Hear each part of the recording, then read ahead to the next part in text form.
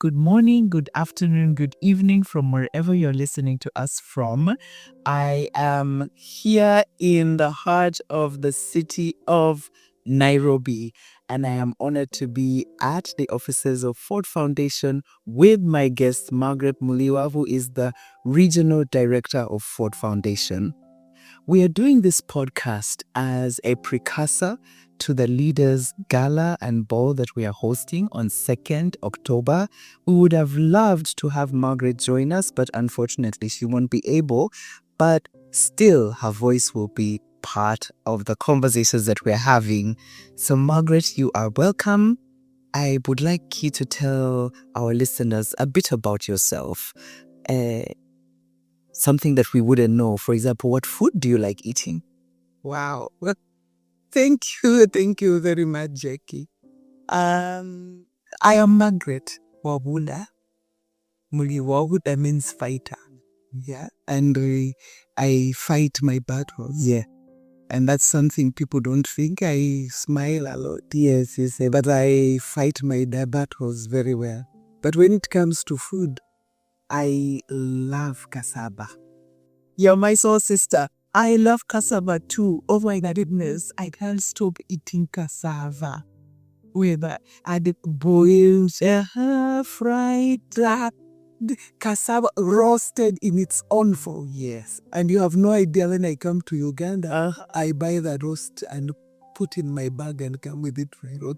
So Margaret, we are hosting a Leaders Gala, and so our conversation is going to be about leadership. When did you first lead or recognize that you are a leader? I think for me, I want to say that it's other people who recognized my leadership styles. For instance, when I was in primary school, I don't know, for some strange reason, I was the head girl of my primary school. Fellow head girl, how are you? I was the head girl of Vengo Primary School in my year. So I wondered what people saw in me to give me that. And then I go to high school, secondary school. In my Form 4, my school didn't have A-levels. Yes. I also again became the head girl. And I wondered, what is it that people see me, that they keep giving me this wrong? And then I go for A-levels. I again become a head girl. And then I started wondering, what is it that people see in me that they feel I can lead? And for many years, because I'm the 8th born in my family, yes, I thought when you are 8th born, yes, you are out of what? Out of 12. Oh my goodness, that's big. Yeah. Of course, why I'm saying we are 12 from my mother, 2 are my nephews who are born, who are my age mates. Yeah. So I kept on asking myself, what is it that people see in me that they keep on choosing? You are choosing me as a leader.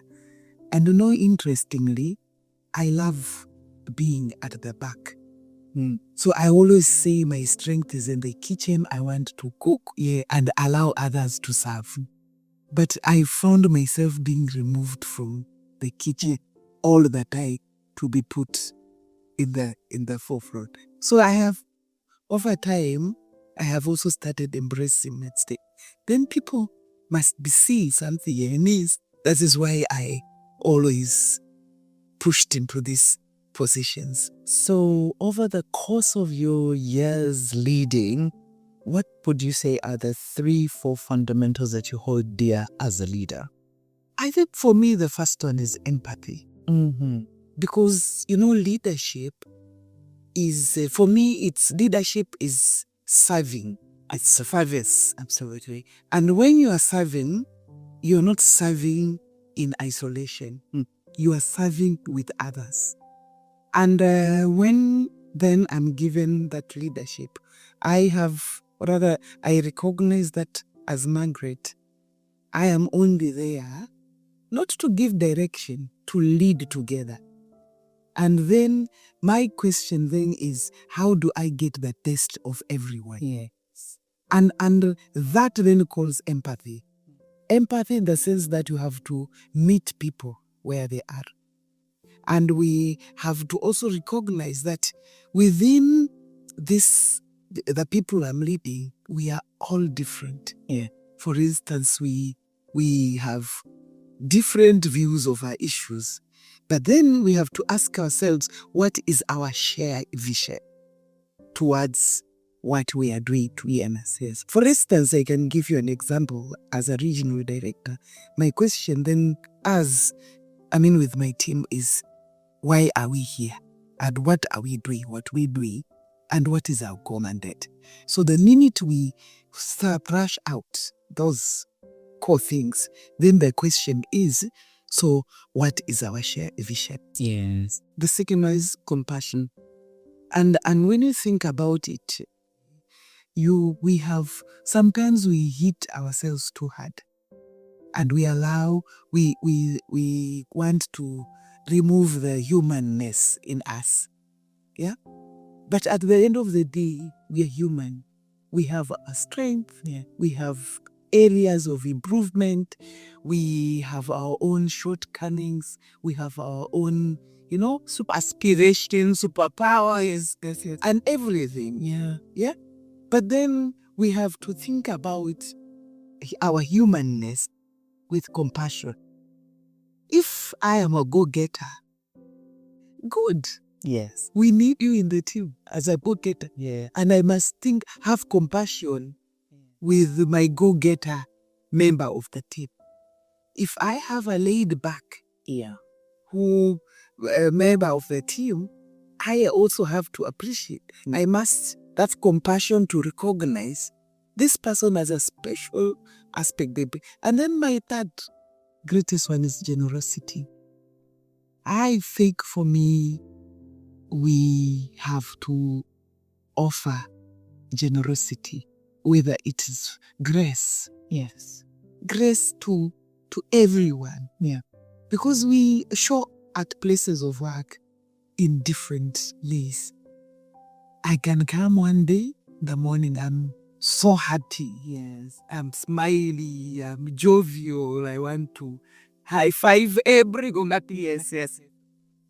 There's Another day. I just don't want to close. And I have to recognize those opportunity. And then I have to recognize those times. Yes. Those highs and lows. I call them my valleys and mountains. Yes. So I have to recognize when I am in the valley, this is how I want. So I have to extend grace to everyone, whether they're in their valleys, when they are at the mountaintops, when they're irritated. I allow them to, that generosity to allow everyone to be over there. Indeed. Yeah. And Margaret, part of what Ford Foundation is passionate about is leaders and leadership building. Can you tell us a bit about why that is? As you may have, maybe in our interaction with you, Ford Foundation funds, specifically funds in 3 ways. 1, we fund institutions. 2, we fund ideas. And 3, we fund individuals. But if you think about the value of leaders, it's so critical that for an institution to be an institution, then it needs a leader. Yes. Who has a vision, and a vision to build systems and structures that can go a long way after the leader has left. Yes. You see? And I think for me, even as I think about the leadership opportunities we offer at the Ford Foundation, whether it is the Ford Global Fellows, we are looking at individuals that make changes in their own way. And they have their passion. They have ways in which they can move, or rather move whatever they want to move. And for us, those are pockets. Leadership is like you can find pockets of change, of people over the years who can always be able to, to move things. Yes. And I think that's one of the reasons that we support leadership too, the work we do in social justice.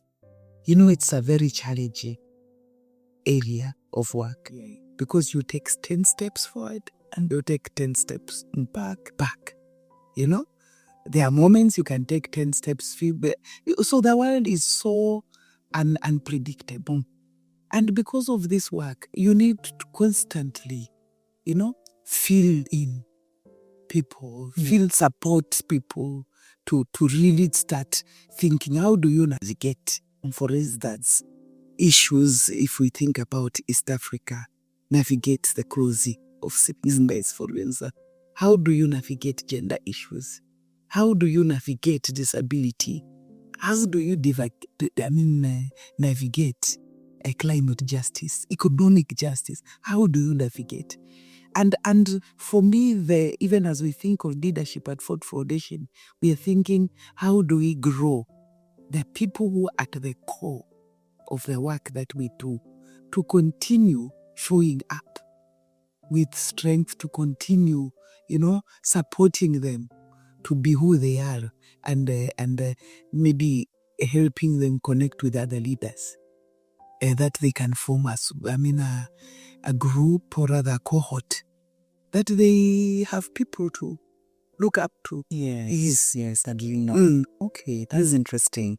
And I know you have attended the experience retreat by CivSource here at Legacy.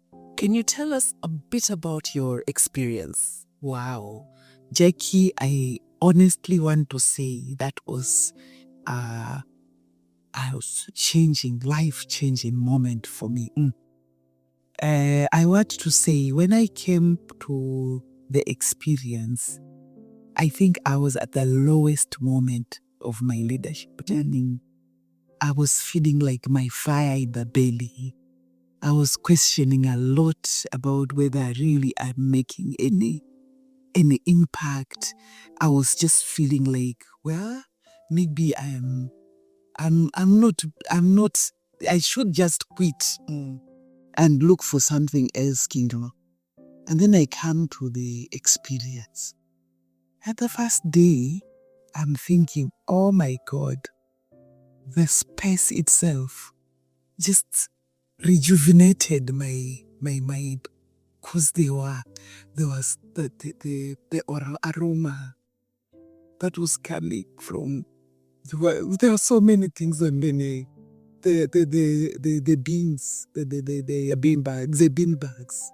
Oh my God, the way the space was decorated. And in fact, that is one of the things that made me realize the space you are in can either damp your spirits or lift it. That was the first thing that I noted. The second thing I noted is this way in which the facilitator started, the conversation around, and leveled all our worries, aspirations, and the fears, and the ability to become vulnerable. I'm telling you, I hadn't cried for quite some time, but that made me cry and lift. Yes. Yeah. And then even recognizing the chakras, and the fire that is in my belly. Yes. Yeah. I think for me, that was regaining the fire in my belly was what the experience did to you. Yeah. And even burning. Oh yes. There's a fire movement where you burn. I am telling you, whatever I burnt with that fire, I burnt, and I came back fresh to serve. And even in spaces where I had developed doubt, I regained back my confidence. So I keep on telling everyone, oh my God, you should go to the experience. I absolutely. And the reason why I continue thinking the experience is such an important space for leaders to be. And it's not just about individual, it's about a cohort.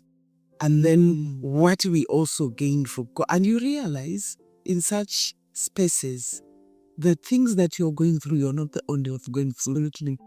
And you realize that there is power in union, in the collective, and that power in the collective is, as human beings, we need to keep on offloading the things that we hold onto and embrace new ways of dealing with issues. Absolutely, yeah. And as we land this conversation, CivSource is celebrating 8 years on 1st of October. We are also going to launch our big dream, the Oasis. So having done these retreats over the years, we have, of course, had to go to other people's spaces and try to recreate something that we like. But along the way, we started forming the desire to build our own. And we have called it the Leaders Oasis. And we want to launch it as part of the Leaders Gala.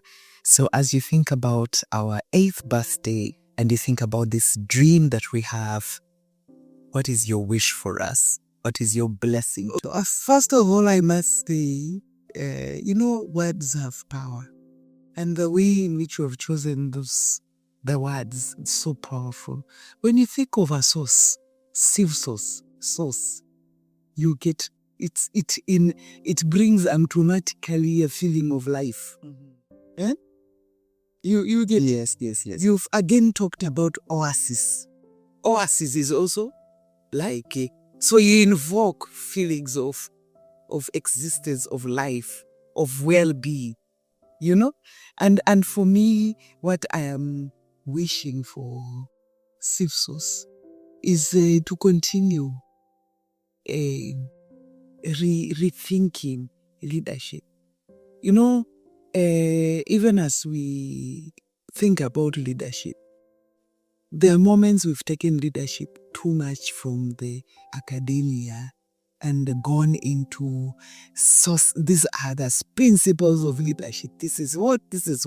I think it's time that CivSource starts thinking about how do you embed indigenous leadership with even the modern leadership concepts. Yes. And look at leadership from a collective other than individual. Recently, I was reading somewhere about enterprise leadership. With the enterprise leadership, which really thinks about a horizontal type of leadership that doesn't elevate a vertical type of leadership. And my thinking was, even as maybe my thinking on leadership is, how do we, I'm a Christian, and for me the biblical principle of how can we embed more of others and less of us as leaders. So I hope as even you expand, that you continuously challenge leaders, that there's more of others and less of us in the spaces that we occupy. Because that leadership, really, it's binding, it's mentally, it's coaching, it's holding hands, it's crying with people, it's laughing with your people. And when you fail, it's collective. You have failed. Yes. If you manage, and then we have won. It is not I. Yeah. So for me, I wanted to encourage us to move on to your 8th, 9th year, and going forward, how do we embed the collectiveness of the Africanism in us? Because we are communal. Yes. Yeah? So that communal leadership, how do we... Thank you. Thank you so much, Margaret, for your kind words. We will miss you, but like I said, we will have your voice in the room. And we wish you well also of your leadership journey. And thank you for partnering with us and believing in our dream all these years. Thank you. I still have my partner who once in a while we check her. Because there's Judy's accountability partner. get the other experience. Oh, wow, that's amazing. I am so glad to hear that. People, like Margaret said, if you have not attended the experience retreat, you're missing out on the experience of a lifetime. And I am telling you, this is a place to be. Amen. Thank you so much, Mark. Thank you for your time. Our listeners, thank you too for your time. Bye-bye.